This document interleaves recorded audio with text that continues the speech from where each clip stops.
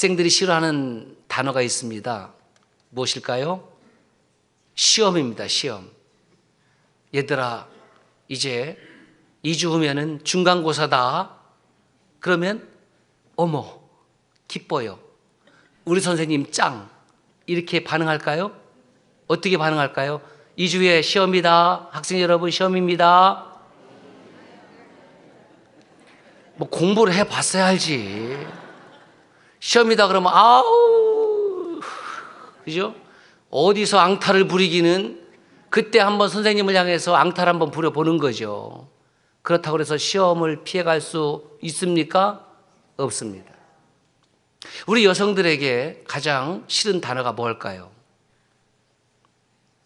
따라서 합시다. 주름. 척하게 공감되죠? 더 심하게 한번 돌직구 따라서 합시다. 목주름. 그렇죠? 어떻게 얼굴은 잡아 당겼는데 목은 잡아 당기기가 어려운가 봐. 그래서 뭘 해야 돼요? 스카프. 네. 그래서 스카프를 한 분들 보면 굳이 그걸 풀로 자고 가면 안 됩니다. 네. 매너가 아니죠. 그 다음에 장년 세대에게 가장 싫은 단어가 무엇일까? 질병입니다. 건강했죠. 그런데 모든 사람들이 나이를 1살, 2살 더 드시면서 찾아오는 것이 질병. 싫은 거죠. 그럼 모든 세대에 공통적으로 싫어하는 단어가 무엇일까요? 죽음입니다. 친구들끼리 어렸을 때죠. 다 모여서 놀고 있는데 한 친구가 빠지면 전화해서 야, 빨리 와. 나 못 가. 아, 빨리 오라니까. 너 안 오면 죽는다. 그런 얘기 했어요, 안 했어요? 저만 했어요, 저만. 네? 이것을 우리 문화에서는 괜찮은데 저 영어권에 가서 I will kill you. 너 죽여버릴 거야. 그러면 바로 경찰서에 신고합니다. 문화가 달라요. 너 죽는다 라는 것은 진짜 죽일 의도가 있어서 하는 말이 아니라 그냥 우리 문화에서 그렇게 쓰고 살았습니다. 뭐 요즘은 안 하겠지만 그러면 그렇게 이야기를 하면은 그래 와서 죽여라. 또 그렇게 대답하지 않습니다. 그건 또 서로 죽인대요. 친구들 사이에 엄청 많이 죽고 죽인 우리 모두 살인자였습니다. 우리는 모두 죽음을 싫어합니다. 왜 싫어할까? 또 따져봐야 될 거 아니에요. 죽음을 피할 수 없기 때문에 싫어합니다. 만약에 누군가 죽음을 피했다고 한다면 그 피한 방법을 다 돈을 주고서라도 사지 않겠습니까? 우리 모두는 태어난 날도 다르고 취미도 다르고 성격도 다르고 사는 곳도 다르고 생각도 다르고 다 다른 경험을 가지고 있습니다. 그런데 모든 인류가 공통의 경험을 갖게 될 것은 죽음이라는 경험입니다. 내가 원하지 않았지만 언젠가는 나에게도 그 죽음이 찾아옵니다. 그래서 이렇게 죽음을 싫어하기 때문에 우리는 무의식적으로 죽음을 배제하고 살아갑니다. 자기 방어 기제죠. 오늘도 나는 죽을 거야. 내일도 나는 죽을 거야. 수시로 죽을 거야를 생각한다고 하면 거의 미쳐서 정상적인 삶을 영위하지 못할 수도 있습니다. 그러면 나에게 찾아오는 죽음, 이거 좀 뭔가 억울한 것 같지 않으세요? 아니 이 세상에 태어났는데 그건 참 감사한 일인데 그건 참 복된 일인데 왜 죽음이 찾아오냔 말이에요. 억울해요. 전 그렇게 생각을 했어요. 그런데 여러분 똑같이 잘못했는데 선생님이 나만 혼을 내면 그건 참 억울한 일이죠. 잘못한 것은 잘못한 것인데 나만 혼내면 억울한 거예요. 죽는 것은 죽는 것인데 나만 혼자 죽으면 진짜 억울할 것 같아요. 그런데 다 죽는데, 그 정서적으로는 억울한 것임에 틀림이 없는데 이성적으로 생각해 보니까 억울한 거는 또 아닌 것 같아. 그 사이에 우리의 존재가 끼워져 있습니다. 모든 사람에게 찾아오는 주름, 질병, 노화, 죽음 피할 수 없습니다. 그래서 피할 수 없기 때문에 인정하지 않을래야 않을 수가 없습니다. 좀 말이 좀 꼬여지는 것 같은데, 인정하지 않을래야 않을 수 없다는 말은 쉽게 인정하고 싶지 않다는 거예요. 억지로 그렇지 뭐 인정하고 싶지 않지만은 모든 사람이 죽는 건데 나라고 어떻게 안 죽을 수 있겠나? 방법이 없으니까 그냥 억지로 수용하는 겁니다. 프랑스에 제 동생이 있습니다. 이름이 장 깔레비치입니다. 장이니까 내 동생 맞잖아요. 그 앞에 블라디미르가 있어요.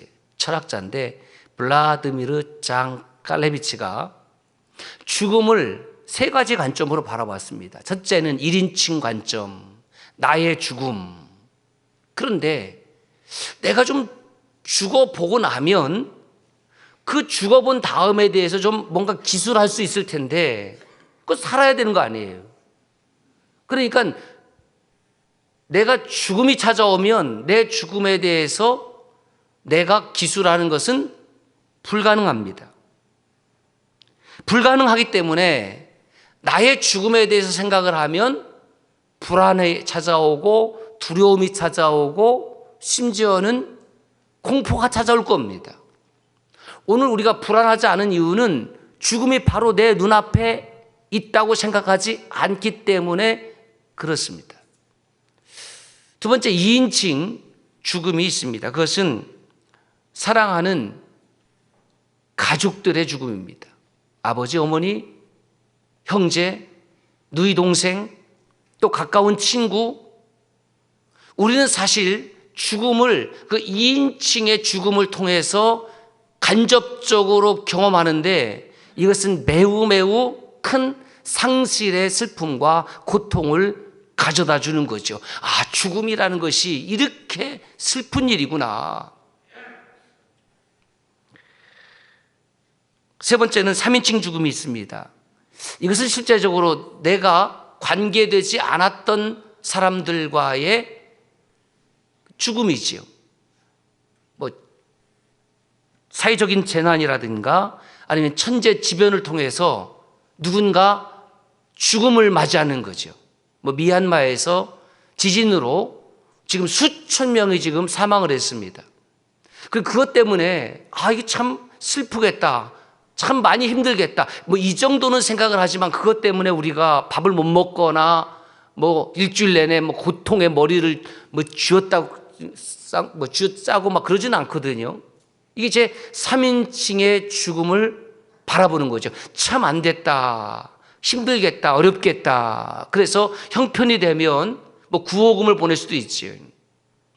경북 지역의 산불 때문에 고통받는 것은 좀 우리나라 백성들이기 때문에 조금은 더 가깝게 느껴져서 우리 성도들이 10,000원의 위로로 지금 함께 송금을 했습니다. 그래서 이 장 깔레비치라는 철학자는 그렇다면 나에게 찾아오는 죽음을 어떻게 바라봐야 될 것인가? 3인칭 관점으로 바라볼 때에 그 죽음을 자연스럽게 수용할 수 있다. 이런 주장을 했습니다. 사실 우리 문화는 죽음을 그렇게 긍정적으로 바라보는 문화는 아니에요. 예를 들어서 이런 속담이 있잖아요. 개똥밭에 굴러도 무엇이 낫다고요? 이승이 낫대요. 이승이. 동의하십니까? 왜냐하면 개똥을 사다가 여기다가 예배당 앞에다 다 깔아버리려고. 예? 개똥밭에 굴러도 이승이 낫다라는 말은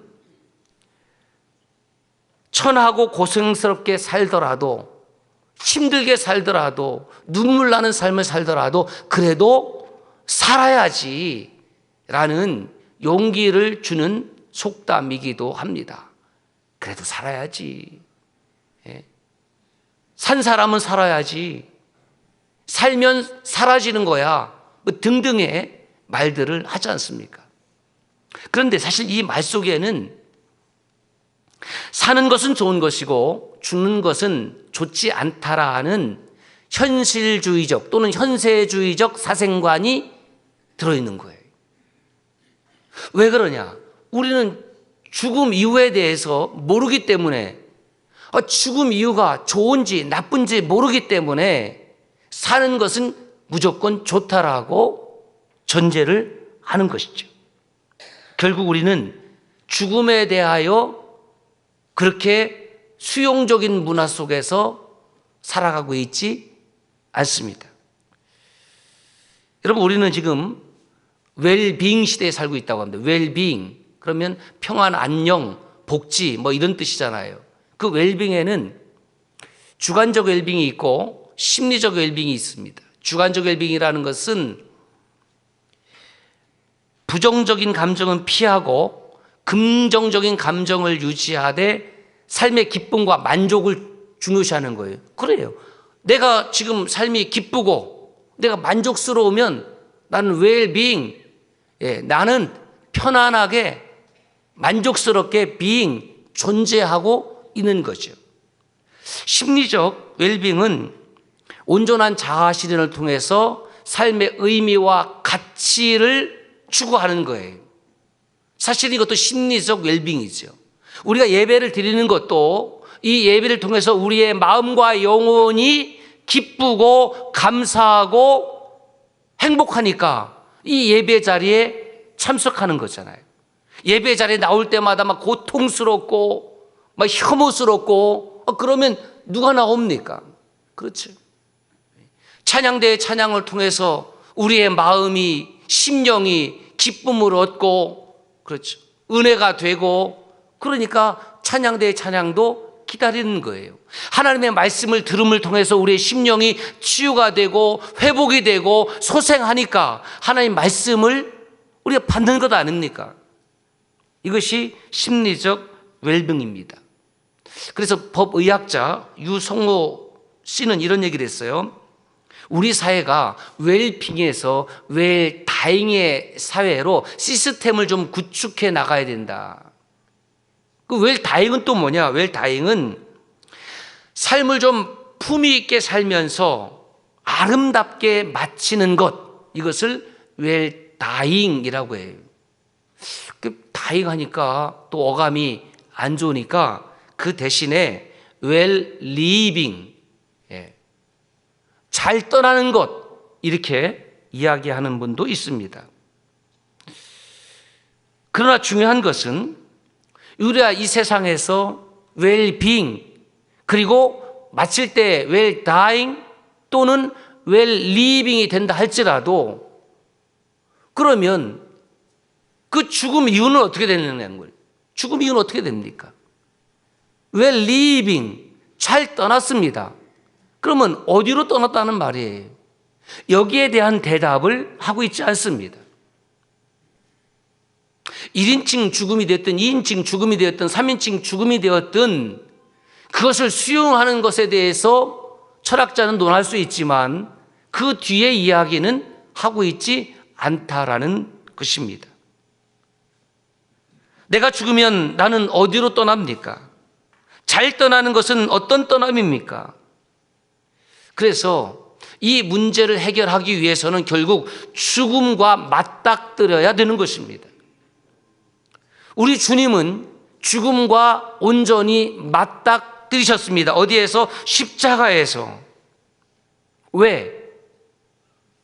우리는 이 죽음의 문제를 피할 수도 없거니와 피할 수 없다라는 말은 내가 해결할 수 없다는 뜻입니다. 왜 해결할 수 없습니까? 나는 생명을 창조한 자가 아니기 때문에 그렇습니다. 내가 스스로 생명을 창조해서 이 세상에 온 것이 아니라 하나님의 전적인 은혜로 태어남의 복을 받았습니다. 죽음의 문제는 곧 생명의 문제인데 내가 생명을 창조하지 않았기 때문에 생명의 문제도 내가 해결할 수 있는 영역이 아니고 죽음의 문제도 내가 해결할 수 있는 영역이 아닙니다.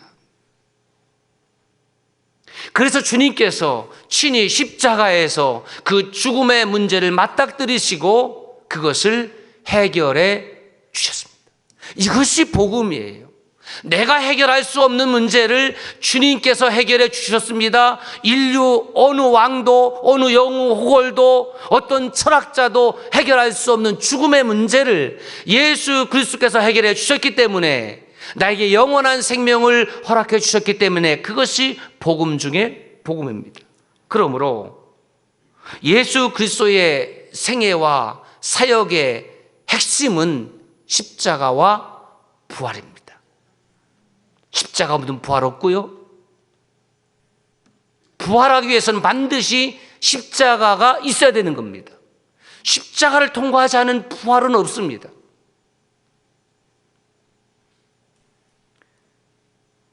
복음 중에 복음은 예수 그리스도의 십자가의 죽음이 나의 죄를 대신한 대속의 죽음, 리뎀션, 대속의 죽음이었고 그 십자가의 부활이 나의 부활로 이어진다는 겁니다. 주님께서 부활하셨습니다. 그래서 뭐 어쨌다고요? 나도 부활에 참여하게 됩니다. 이게 복음이에요. 맛있는 것을 먹었다고요? 잘 먹었네, 배부르겠네, 맛있었겠네. 그런데 내 입에 맛있는 음식이 들어가서 나로 만족하는 것이 복음입니다. 오늘 우리는 단순히 예수님의 부활을 또 한 번 기념하는 것으로 끝나서는 안 됩니다. 부활을 기억해야 되지만 그 기억하는 것으로만 끝나서도 안 됩니다. 그 2000여 년 전에 십자가의 죽음과 부활하신 예수 그리스도의 승리는 오늘 저와 여러분들에게 계속되고 있음을 믿습니다. 예수 그리스도의 부활은 곧 나의 부활입니다. 그래서 사도 바울을 통해서 이렇게 말씀하십니다. 고린도전서 15장 51절 52절 같이 읽습니다. 보라, 내가 너희에게 비밀을 말하노니 우리가 다 잠잘 것이 아니에요. 마지막 나팔에 순식간에 호련히 다 변화되리니 나팔 소리가 나매 죽은 자들이 썩지 아니할 것으로 다시 살아나고 우리도 변화되리라. 이 말씀 가운데에 죽은 자들이 다시 사는 것은 현재적 부활을 의미하는 것이 아닙니다. 죽은 자들이 다시 사는 것은 예수 그리스도의 재림 때에 언제일지 모르지만 주님 다시 오시겠다고 약속하셨기 때문에 우리는 그 약속의 말씀을 믿고 마라나타라고 고백하는 거 아닙니까? 주여 어서 오시옵소서. 그 주님의 재림의 때에 죽었던 자들이 다시 살아나는 미래의 부활을 말씀하고 있습니다. 그런데 이 미래의 부활을 말씀하고 난 다음에 바로 그 관점이 현재로 옮겨집니다. 시제가 옮겨져요. 그것이 53절, 55절의 말씀입니다. 시작.